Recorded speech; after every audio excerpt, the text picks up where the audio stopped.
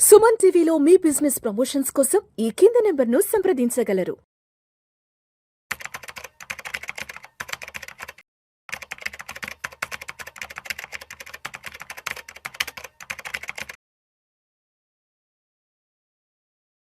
నమస్తే, welcome to Vishnu talks.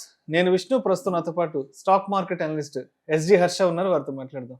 నమస్తే హర్ష. నమస్తే Harsha, welcome to Vishnu talks and welcome to Suman TV. ఒక్కసారి ఇవాళ మార్కెట్ క్లోజింగ్ ఎక్కడో చూద్దాం.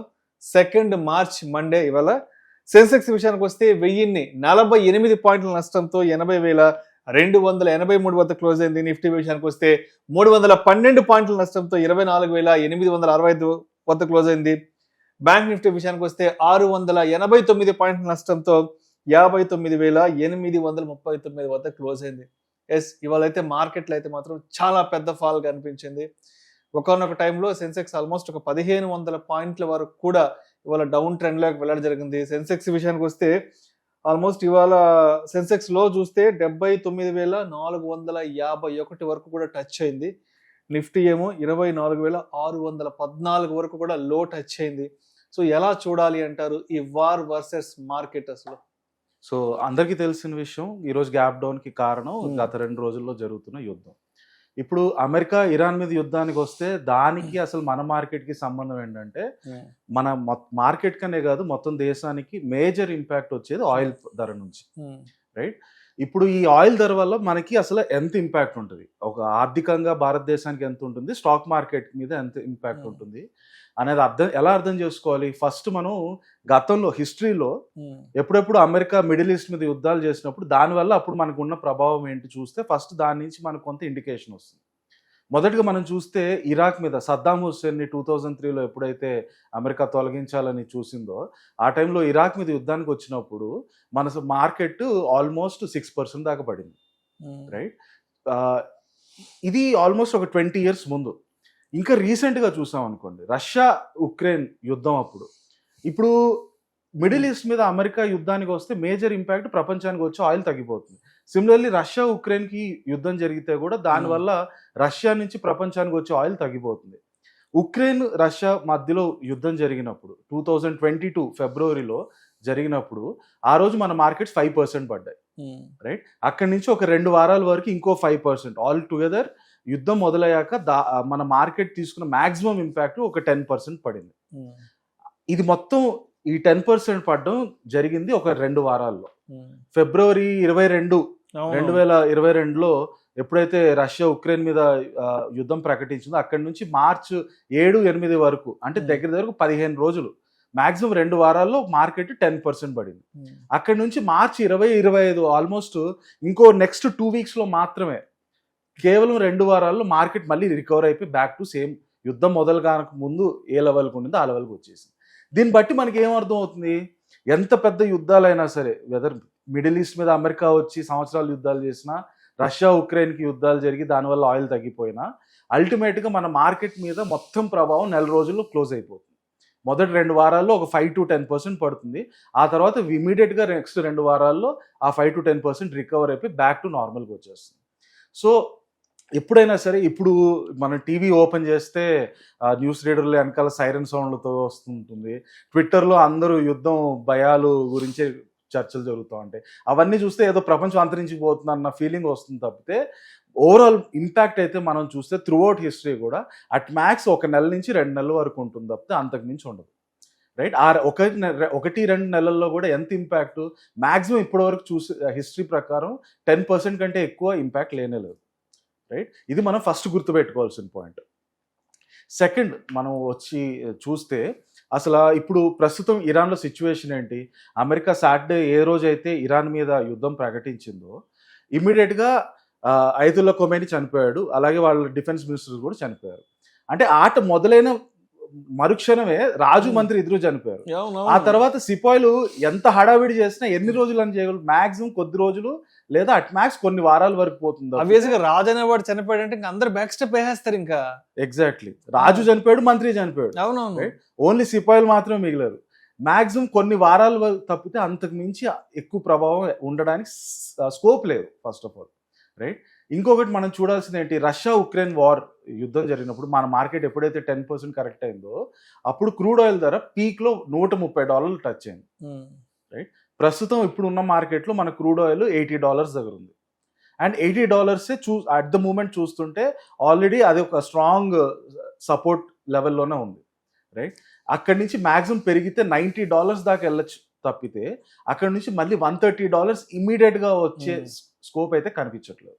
ఒకవేళ అక్కడ దాకా వెళ్ళాలి అంటే ఎలాంటి పరిస్థితుల్లో వెళ్ళొచ్చు? మొట్టమొదటి పరిస్థితి ఏంటంటే ఇరాన్లో ఎవరెవరైతే సైనికులు వాళ్ళ రెవల్యూషనరీ గార్డ్స్ అని అంటున్నారో వాళ్ళు కనుక స్ట్రైట్ ఆఫ్ హార్మూజ్ని కనుక మూసేస్తే, స్ట్రైట్ ఆఫ్ హార్మూజ్ ప్రపంచానికి అతి ముఖ్యమైన ట్రేడ్ పాయింట్, సముద్ర మార్గం, రైట్? సముద్ర మార్గాల్లో షిప్పింగ్ ట్రేడ్లో కానీ నార్మల్ గూడ్స్ కానీ ఆయిల్ కానీ మ్యాక్సిమం ప్రపంచంలో మరి ఎటువంటి లొకేషన్లోనూ స్ట్రైట్ ఆఫ్ హార్మూజ్లో జరిగేంత ట్రేడ్ ఎక్కడా జరగదు, అంత ట్రాఫిక్ అంతా. Exactly, right? ఇప్పుడు ఆ స్ట్రైట్ ఆఫ్ హార్మూజ్ని కనుక వీళ్ళు రెవల్యూషనరీ గార్డ్స్ ఇరాన్ యొక్క సిపాయిలు కనుక మూసేస్తే అందరూ ఎవరు చూస్తూ ఊరుకోరు, రైట్? అమెరికా వాళ్ళకుండే నేవీ బలంతో వచ్చి ఓవర్ నైట్ వాళ్ళని లేపేయచ్చు, ఒక సింగిల్ షాట్ లో లేపడబడేస్తుంది, కరెక్ట్? రెండోది ఇంకొకటి మీరు చూస్తే అసలు ఇరాన్కి ఇప్పుడు ఎవరు సపోర్ట్ ఇస్తున్నారు? రష్యా ఏమన్నారు నిన్న, పుతిన్ ఏమన్నాడు ఇరాన్కి ఎందుకు సపోర్ట్ ఇవ్వట్లేదని రిపోర్టర్ క్వశ్చన్ అడిగితే ఇజ్రాయెల్లో చాలా మంది రష్యన్స్ ఉన్నారు అందుకని ఇవ్వట్లేదు అంటున్నారు. అదొక సాకులా చెప్పారు కానీ అల్టిమేట్ గా రష్యా ఉక్రెయిన్తో గత 3-4 ఏళ్ళుగా యుద్ధం చేసి they are not in a position to support Iran. వాళ్ళ దగ్గర అంత బలం కూడా లేదు ఇరాన్కి వచ్చి సపోర్ట్ ఇవ్వడానికి, రైట్? రెండోది ఇంకెవరు రావచ్చు సపోర్ట్కి? ఇరాన్ ఒకవైపు రష్యా, లేకపోతే ఇంకోవైపు చైనా రావాలి, రైట్? చైనా ఇరాన్కి సపోర్ట్ ఇస్తుందా లేదా? ఒకవేళ చైనా కనుక ఇరాన్కి సపోర్ట్ ఇస్తే దానికి అర్థం ఏంటి? యుద్ధము ఇరాన్కి అమెరికాకి మధ్య కాదు, చైనాకి అమెరికాకి మధ్యకి. చైనా ఈ రోజు ఉన్న పరిస్థితుల్లో అమెరికాతో యుద్ధానికి వెళ్ళాలని కోరుకుంటుందా?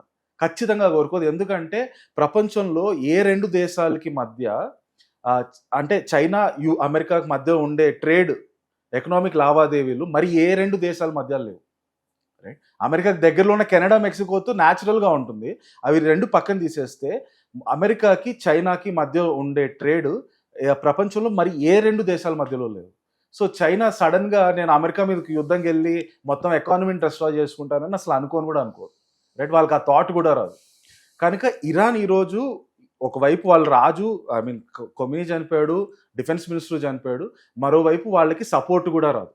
రష్యా ఉక్రెయిన్ వారు అన్ని రోజులు జరగడానికి కారణం ఏంటి? ఉక్రెయిన్కి అమెరికా, యూరోప్ అంతా సపోర్ట్ నిల్చున్నారు, రైట్? ఇరాన్కి అలాంటి పరిస్థితే లేదు. ఒకవైపు చాలా స్ట్రాంగ్ అమెరికా, ఇంకోవైపు ఆల్మోస్ట్ కుప్పకూలిపోయిన ఇరాన్.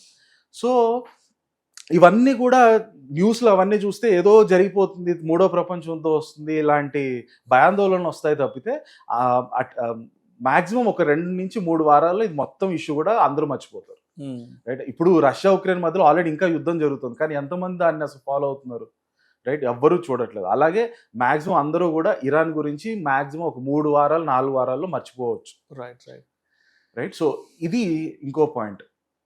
సో దీన్ని బట్టి ఏంటి మనకు అర్థమయ్యేది? క్రూడ్ ఆయిల్ ప్రైస్ $80 ప్రస్తుతం ఎక్కడైతే ఉందో అక్కడి నుంచి మాక్సిమం 90 ఆర్ అట్ మ్యాక్స్ $100 దాకా వెళ్తుంది, రైట్? ఆల్రెడీ ఈ ఇంపాక్ట్ని మన మార్కెట్ పరంగా చూస్తే మార్కెట్ ఈరోజు ఓపెన్ అయిన గ్యాప్ డౌన్తోనే ఒకసారి మన నిఫ్టీని ఫ్రైడే క్లోజింగ్ చూద్దాం. ఫ్రైడే క్లోజింగ్ 24,150 దగ్గర క్లోజ్ అయింది, 180 దగ్గర క్లోజ్ అయింది.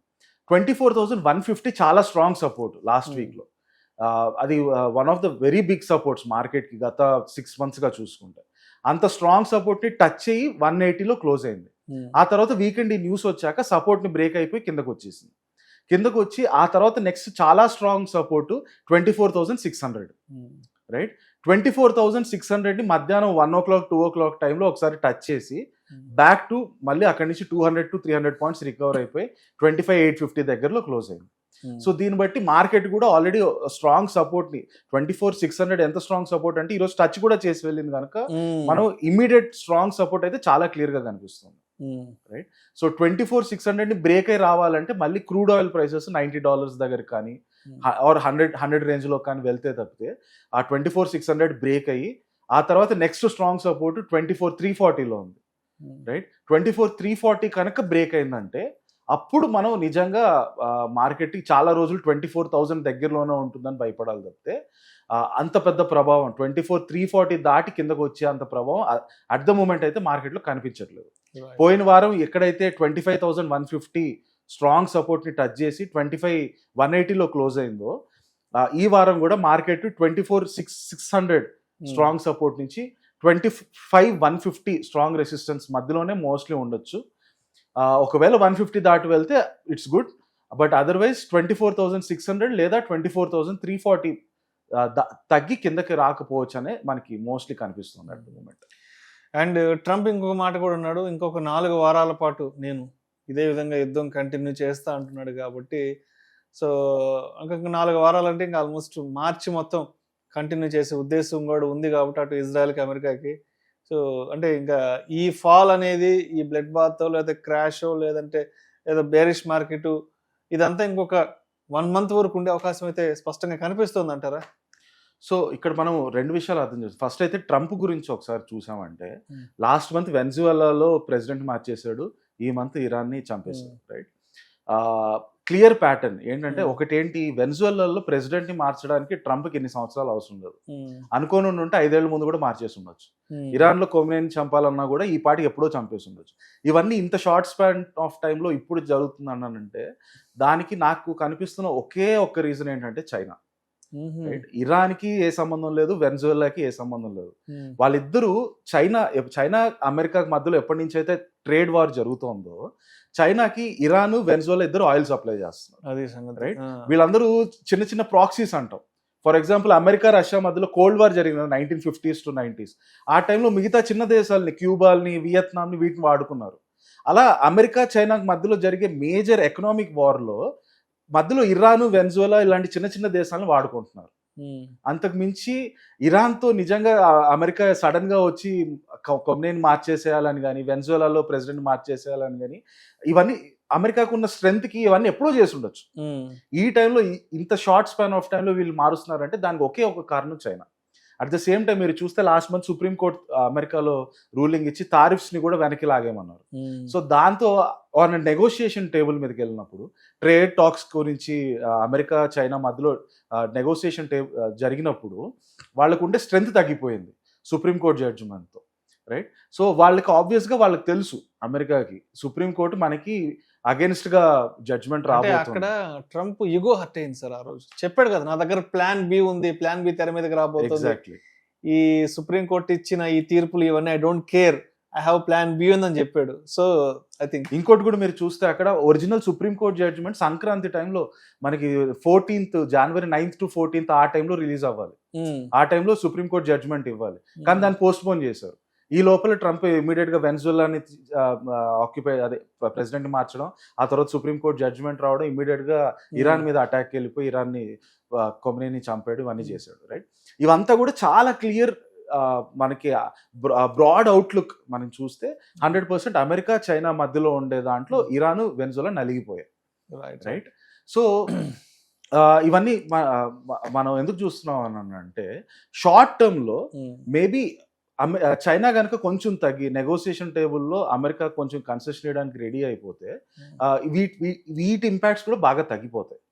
చైనా స్ట్రాంగ్ గా నిలబడి నేను ఒప్పుకోను అమెరికాకి ఏమాత్రం తగ్గను అని అంటే మాత్రం ఇది కంటిన్యూ అవడానికి ఆస్కారం ఉంటుంది.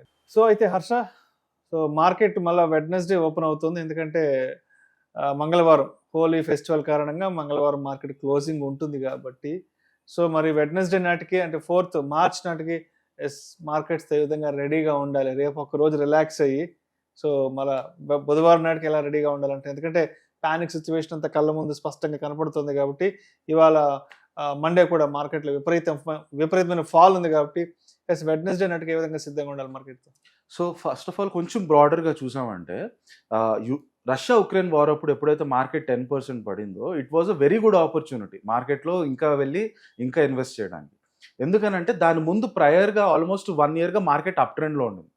మార్కెట్ ఒక బుల్ రన్ ఫేజ్లో ఆ టైంలో సడన్గా ఎక్కడో 2 దేశాల వల్ల మధ్యలో యుద్ధం వల్ల మన మార్కెట్ పడితే అది ఎక్స్ట్రాడినరీ బయింగ్ ఆపర్చునిటీ. రైట్, అంత స్పీడ్గా వెళ్తుంది దాంట్లో కొంచెం స్పీడ్ బ్రేక్ వస్తుంది కాబట్టి మీరు కూడా ఎంటర్ అవ్వచ్చు.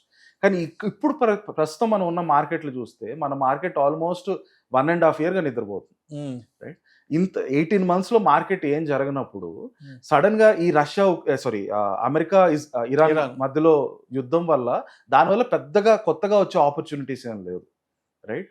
సో ఈ పర్టికులర్ యుద్ధం వల్ల సడన్ మార్కెట్ లో డ్రాస్టిక్ మూవ్మెంట్ ఏమి ఉండకపోవచ్చు. Market will still keep continuing in that side ways. Market నిద్ర లేవాలంటే మేబీ నెక్స్ట్ మార్కెట్ కి నిజంగా బూస్ట్ ఇచ్చే ఫ్యాక్టర్ ఏదైనా ఉందంటే అది April 1st week నుంచి రిలీజ్ అవ్వబోయే Q4 results. Entire financial year results ఆ వీక్ లో రిలీజ్ అవ్వడం మొదలవుతాయి కనుక మేబీ అప్పుడు పాజిటివ్ రిజల్ట్స్ వస్తే అప్పుడు మార్కెట్ సడన్ గా నిద్ర లేవడానికి స్కోప్ ఉంది తప్పితే అప్పటి వరకు ఇట్లాగే సైడ్ వేస్ ట్రెండ్ యుద్ధాలు, భయాలు, టెన్షన్స్, యాంథ్రోపిక్ ఇవన్నీ ఇంకా ఉండేటి అంటారు. Right, thank you so much Harsha. Thank you.